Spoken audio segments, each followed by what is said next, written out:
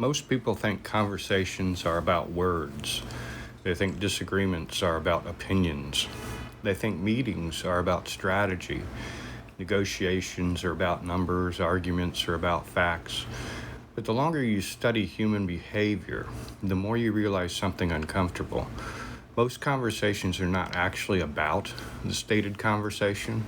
They're about something underneath it, such as status or control, validation, even fear, insecurity, hierarchy, approval, protection, and even identity. And once you see that, you start hearing conversations very differently because suddenly you realize the person interrupting you may not be passionate. They may be afraid of losing position. The person constantly explaining themselves may not be informative. They may be seeking permission to exist comfortably in the room. The aggressive person may not be confident. They may be terrified of becoming irrelevant. And the calm person in the corner who barely speaks may actually hold the most power in the room. Most people never learn this because most communication advice stays at surface level. Eye contact, body language, tone, active listening. And yes, those things do matter. But beneath communication, there is usually a psychological negotiation happening, an invisible one. And if you fail to recognize it, you will consistently misunderstand people, especially in high-stakes environments. Because in executive meetings or courtrooms, negotiations, relationships, politics, sales, and yes, leadership, the stated topic is often just the vehicle. The real conversation is happening underneath it. You see this consistently in workplace meetings. Someone presents an idea, another person immediately pushes back. Most people assume the disagreement is intellectual, but often the disagreement has nothing to do with the idea itself. Sometimes the real issue is, why are people listening to you instead of me? Or, if your idea succeeds, my importance decreases. Or even, if you become the authority in this room, my position changes. This is why some people resist solutions they privately know are good. Because humans are not purely logical creatures. They're social creatures, status-aware creatures, identity-protective creatures. And once identity becomes involved, logic becomes secondary. And this is also why some arguments never end, because they were never about solving the issue. They were about emotional survival. Think about how often people say, "You're not listening to me."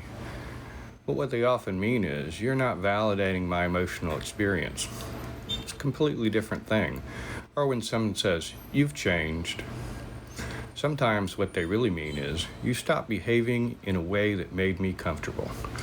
Again, completely different conversation.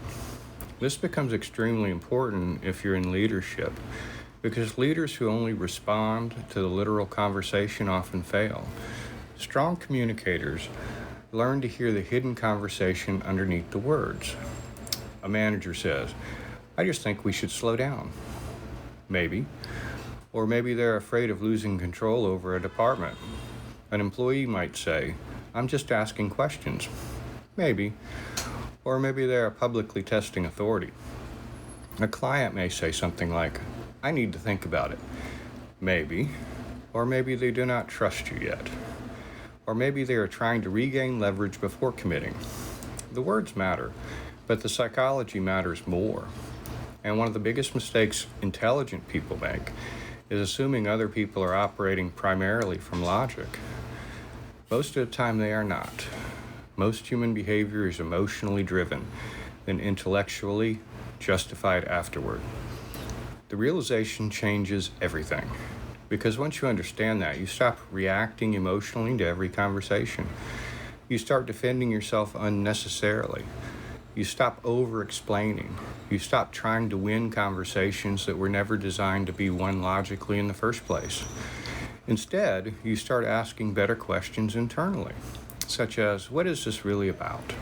Or what emotional need is underneath this? What status dynamic is happening right now?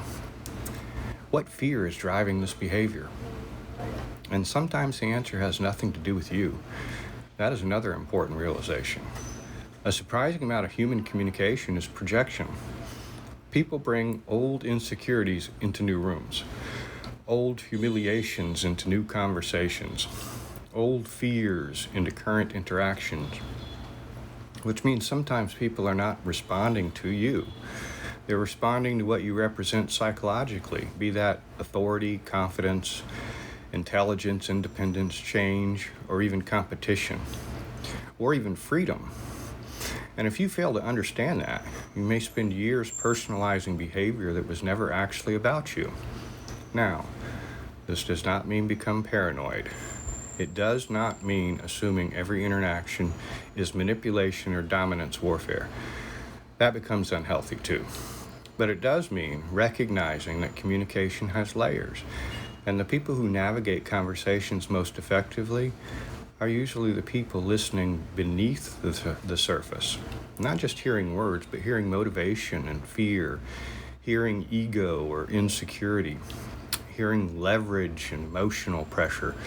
Because the highest communicators understand something most people never fully grasp. Human beings are rarely communicate from pure objectivity. They communicate from identity preservation. And once you recognize that, you become much harder to emotionally destabilize, much harder to manipulate or intimidate, because suddenly you stop getting trapped inside the surface conversation. You start seeing the structure underneath it. And when you see the structure underneath the conversation, you stop reacting impulsively to the performance happening on top of it. That is where composure comes from. That is where real conversational intelligence begins.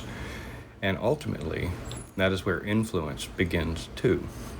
Because the person who understands the real conversation happening in the room usually controls the room.